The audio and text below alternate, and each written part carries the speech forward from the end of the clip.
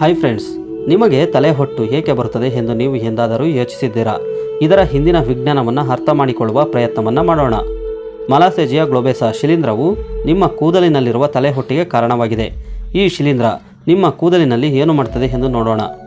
ಈ ಮಲಾಸೇಜಿಯಾ ಗ್ಲೋಬೇಸಾ ಶಿಲೀಂಧ್ರವು ಪ್ರತಿಯೊಬ್ಬ ವ್ಯಕ್ತಿಯ ಚರ್ಮದ ಮೇಲೆ ಇರುತ್ತದೆ ಮತ್ತು ಈ ಶಿಲೀಂಧ್ರವು ಚರ್ಮದ ಮೇಲೆ ಇರುವ ಎಣ್ಣೆಯುಕ್ತ ವಸ್ತುವಾದ ಮೇದೋಗ್ರಂಥಿಗಳ ಸ್ರಾವವನ್ನು ಸೇವಿಸುತ್ತಲೇ ಇರುತ್ತದೆ. ಆದರೆ ಕೆಲವರಲ್ಲಿ ಈ ಶಿಲೀಂಧ್ರವು ಅವರ ದೇಹದ ಮೇಲೆ ಬಹಳ ದೊಡ್ಡ ಪ್ರಮಾಣದಲ್ಲಿ ಇರುತ್ತದೆ.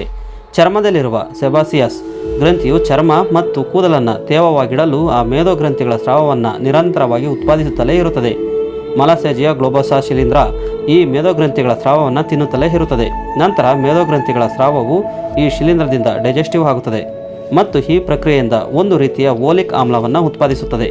ಇದೇ ಆಮ್ಲವು ನಿಮ್ಮ ನೆತ್ತಿಯ ಮೇಲೆ ತಲೆಹೊಟ್ಟು ತರಹದ ಸ್ಥಿತಿಯನ್ನು ಉಂಟುಮಾಡುತ್ತದೆ.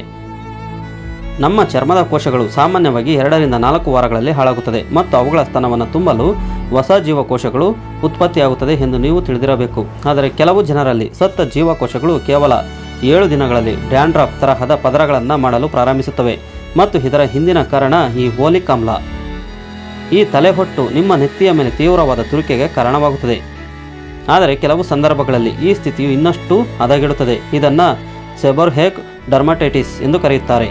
ಓಕೆ ಫ್ರೆಂಡ್ಸ್, ಈ ವಿಡಿಯೋ ಇಷ್ಟವಾದಲ್ಲಿ ಒಂದು ಲೈಕ್ ನೀಡಿ, ನಿಮ್ಮ ಸ್ನೇಹಿತರಿಗೆ ಶೇರ್ ಮಾಡಿ. ನೀವಿನ್ನೂ ನಮ್ಮ ಚಾನಲನ್ನು ಸಬ್ಸ್ಕ್ರೈಬ್ ಆಗಲಿಲ್ಲವೆಂದರೆ ಸಬ್ಸ್ಕ್ರೈಬ್ ಆಗಿ ಪಕ್ಕದಲ್ಲೇ ಇರುವ ಬೆಲ್ ಬಟನ್ ಪ್ರೆಸ್ ಮಾಡಿ, ಹಾಲ್ ನೋಟಿಫಿಕೇಶನ್ ಆನ್ ಮಾಡಿ. ಈ ವಿಡಿಯೋದ ಬಗ್ಗೆ ನಿಮ್ಮ ಅನಿಸಿಕೆಯನ್ನು ಮುಕ್ತವಾಗಿ ಕಾಮೆಂಟ್ ಮಾಡಿ. Thank you for watching.